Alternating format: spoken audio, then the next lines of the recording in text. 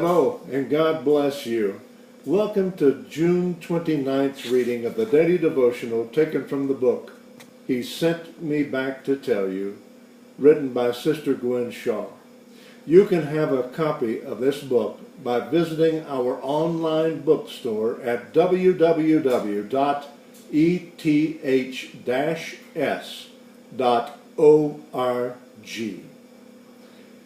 Today's devotional is entitled, Good Men Give Gifts, Great Men Give Strength. And the scripture that this devotional is based on is found in Ruth chapter 2, verses 8 through 12. Then Boaz said to Ruth, Listen, my daughter, do not go to glean in another field or leave this one, but stay here close by my maidens. Watch which field they reap, and follow them. Have I not charged the young men not to molest you? And when you are thirsty, go to the vessels, and drink what the young men have drawn.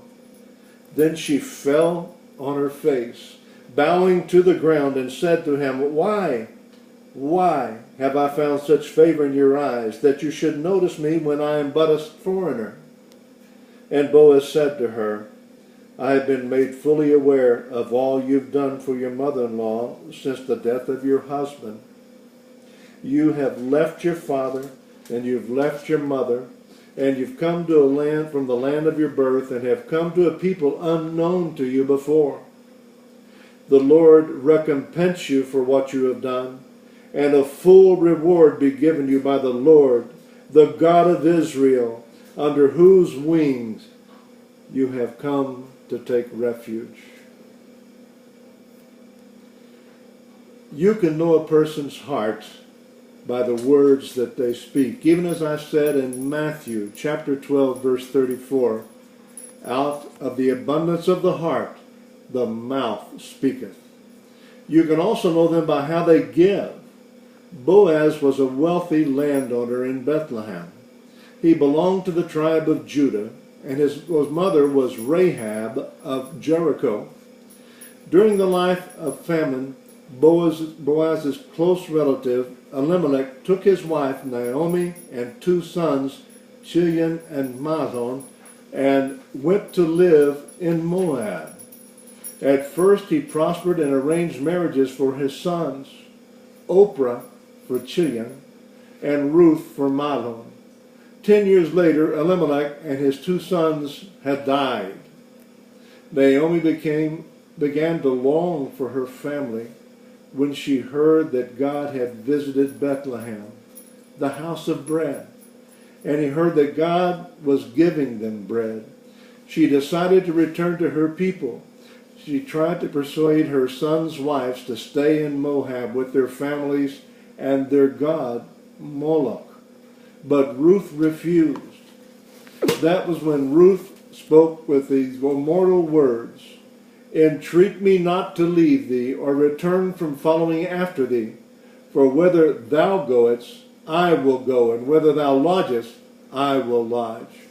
Thy people shall be my people, and thy God my God. Where thou diest, will I die, and there I will be buried.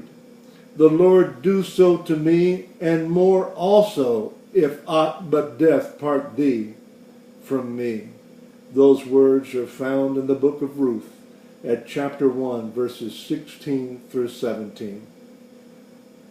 At harvest time, she went to the fields to glean. Without knowing it, she was gleaning in the field of her husband's kinsman, Boaz. He had heard about this young woman and had great respect for her. He knew, too, that the law of Moses commanded that when a man dies, it's the duty of his brother to marry the widow and raise up children in the name of his brother. Being a generous man, he gave her extra portions of grain. Being a great man, he redeemed Ruth, even though she was from a rejected people group, thereby giving her an inheritance in the commonwealth of Israel. And so it was, this humble Moabite woman became the ancestress of the royal line of Judah through her great-grandson, David. God bless you, and join us tomorrow for the next reading of the daily devotional taken from the book He Sent Me Back to Tell You, written by Sister Gwen Shaw.